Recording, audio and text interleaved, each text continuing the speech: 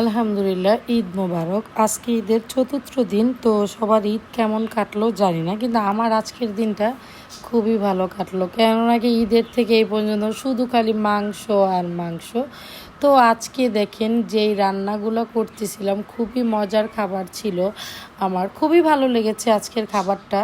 আমার মনে হচ্ছে যে রান্না করতে গিয়ে আমি নিজেই খেয়ে ফেলতেছি এরকম।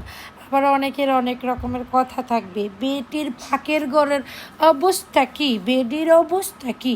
আসলে কি জানেন, আমরা গরিব মানুষ, তো তাই আমাদের অবস্থা এরকমই। কিন্তু বিশ্বাস করেন, তেলেপিয়া মাছ দিয়ে, আলু দিয়ে, টমেটো দিয়ে রান্না করেছি। অনেক টেস্টি হয়েছে রান্নাটা, অনেক টেস্টি। যদি কেউ খেতে চান আজকে ঈদের 4 দিন, তো আমাদের বাসায় চলে আসেন এইটা দিয়ে ভাত খেতে।